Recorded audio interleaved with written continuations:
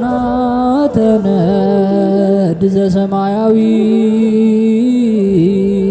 ማይፈድ በእንተ በግዑ እቀብዋ ነዛቲ ያዘድ።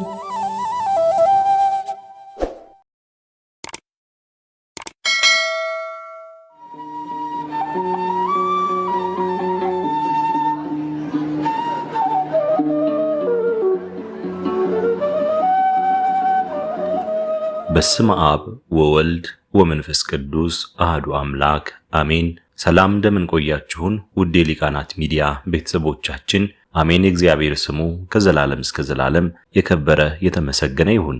በዛሬው ቪዲዮ ይዘንላችሁ የቀረብነው ግንቦት 3 የሚነበብ ስንክሳር ሲሆን ለዚህ ቻናል አዲስ የሆናችሁ እህት ወንድሞቻችን ቻናሉን ሰብስክራይብ በማድረግ እንድትጀምሩና ይህንንም ቪዲዮ ላይክ እና ሼር በማድረግ ቤተሰብ እንድትሆኑ የአክብሮት ግብዣችንን አቀረብን። ወደ ቪዲዮ እንሂድ። መልካም ጊዜ። ግንቦት 3 የሚነበብ ስንክሳር። ዕረፍቱ ለቅዱስ ያሶን። ግንቦት 3 በዚች ቀን ከመረጣቸው ከ72ቱ አርድእት ውስጥ የሆነ ሐዋርያው ቅዱስ ያሶን አረፈ። ይህም ቅዱስ ከሐዋርያት ጋር ወንጌልን በሰበከ ጊዜ ብዙ መከራዎችን በክብር ባለቤት ጌታችን ኢየሱስ ክርስቶስ ስም ተቀበለ። ድንቆች ተአምራትንም አደረገ። በ50ኛውም ቀን ከሐዋርያት ጋር አጽናኝ መንፈስ ቅዱስ ተቀብሏልና ትውልዱም ከጠርሴስ ሀገር ነው። ከጠርሴስም ሰዎች አስቀድሞ አመነ። ሐዋርያው ቅዱስ ጳውሎስም ከተጠራና ካመነ በኋላ በብዙ አገሮች ተከትሎ በወንጌል ትምህርት አገለገለው። በተሰሎንቄ ከተማም ከጳውሎስ ጋር ይዘው በመጎተት ከተሰሎንቄ ገዥ ዘንድ አቀረቧቸው። ከዚያም በኋላ በጠርሴስ ሀገር ቅዱስ ጳውሎስ ኤጲስቆጶስነት ሾመው። የወልደ እግዚአብሔርንም ቤተክርስቲያን በመልካም አጠባበቅ በቅንነት ጠበቀ። ምዕመናን በቀናች ሃይማኖት ካጸናቸውና በጎ ምግባርን ካስተማራቸው በኋላ ከዚያ ወደ ምዕራብ ሀገር ሂዶ በውስጧ የከበረ ወንጌልን አስተማረ። ስሟ ኮራኮራስ ወደምትባል ደሴትም ደርሶ በውስጧ ወንጌልን ሰበከ። እግዚአብሔርንም ወደ ማወቅ መለሳቸው። በዲያቆናት አለቃ በሰማዕታትም መጀመሪያ በከበረ ሐዋርያ እስጢፋኖስ ስም በውስጧ ቤተክርስቲያን ሰራላቸው። የዛች ሀገር ገዥም ባወቀ ጊዜ ይዞ ከእስር ቤት አስገባው። በዚያም 7 ወንበዴዎችን አግኝቶ ሃይማኖትን አስተማራቸው። በክብር ባለቤት ጌታ ኢየሱስ ክርስቶስ አመኑ። የክርስትና ጥምቀትንም አጠመቃቸው። ከዚያም በኋላ በመኮንኑ ፊት ቁመው እኛ ክርስቲያን ነን፣ በክብር ባለቤት ጌታ ኢየሱስ ክርስቶስ እናምናለን ብለው ጮኹ። መኮንኑም ዝፍትና ዲን በተመላ ምጣድ ውስጥ አግብቶ አቃጠላቸው። የሰማዕትነት አክሊልንም ተቀበሉ።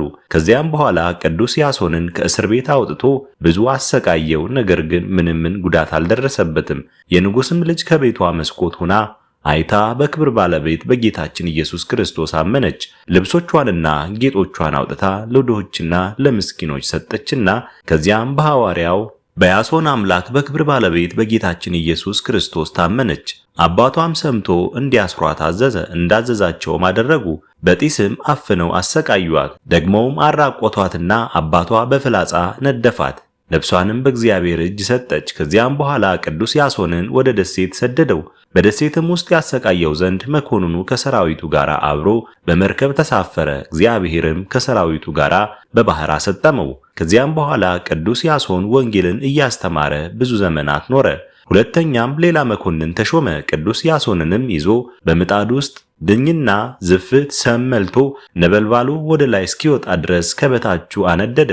ቅዱስ ያሶንንም በውስጡ ጨመረው። የክብር ባለቤት ጌታችንም አዳነው። ምንም ጉዳት አልደረሰበትም። መኮንኑም ይህንን ድንቅ ሥራ አይቶ በክብር ባለቤት ጌታችን ኢየሱስ ክርስቶስ ከቤተሰቡ ሁሉ ከሀገሩ ሰዎች ሁሉ ጋር አመነ። ሁሉንም አጥምቆ የከበረ ወንጌልን ሕግና ትእዛዝን አስተማራቸው። አብያተ ክርስቲያናትንም ሰራላቸው። በውስጣቸውም ብዙ ድንቆች ተአምራትን አደረገ። ብሩህ በሆነ ገድል ጌታችንን ደስ ካሰኘውና ካገለገለው በኋላ በበጎ ሽምግልና አረፈ። ለእግዚአብሔርም ምስጋና ይሁን። እኛንም በዚህ ሐዋርያ ጸሎት ይማረን፣ በረከቱም ከእኛ ጋር ለዘላለም ትኑር አሜን። ዕረፍቱ ለአባ ብሶይ። በዚችም ቀን ከቤልጌት ሰዎች አባ ብሶይ በሰማዕትነት አረፈ። ይህንንም ቅዱስ በመናቅና በማቃለል ሰውነቱን በማጣመምና በመቆልመም አሰቃዩት። የእግዚአብሔርን መልአክ በእጁ አክሊል ይዞ አትፍራ፣ ጽና፣ እነሆ በእጄ ውስጥ አክሊል አለ አለው። ደግሞም ብዙ አሰቃይተው ወደ እሳት ጨመሩት። ተጋድሎውንም በዚህ ፈጸመ። ለእግዚአብሔርም ምስጋና ይሁን፣ እኛንም በጸሎቱ ይማረን፣ በረከቱም ከእኛ ጋር ለዘላለሙ ትኑር አሜን። የንግሥት ወለተ ማርያም የዕረፍቷ መታሰቢያ። በዚችም ቀን የተባረከች ንግሥት ወለተ ማርያም የዕረፍቷ መታሰቢያ ነው። እርሷም የንጉሥ ወናግ ሰገድ እናቱ ናት። ለእግዚአብሔርም ምስጋና ይሁን፣ እኛንም ከመከራ ሁሉ ያድነን ለዘላለሙ አሜን። የአውሳብዮስና የቅዱስ ሴም መታሰቢያ። በዚችም ቀን ደግሞ የከበረ ቀሲስ አውሳብዮስና የሰማዕት ቅዱስ ሴም መታሰቢያቸው ነው። ለእግዚአብሔርም ምስጋና ይሁን፣ እኛንም በቅዱሳን ጸሎታቸው ይማረን ለዘላለሙ አሜን። አስጀምሮ ላስፈጸመን ለልዑል እግዚአብሔር ክብር ምስጋና ይሁን መቼ ለዘላለሙ አሜን። ውድ የሊቃናት ሚዲያ ቤተሰቦቻችን ግንቦት 3 የሚነበብ ስንክሳር ወደ እናንተ አቀረበን። ይህን ይመስል ነበር። በቀጣይ በአዲስ ክፍል እስከምንገናኝ ድረስ እግዚአብሔር ቸር ያቆየን። መልካም ጊዜ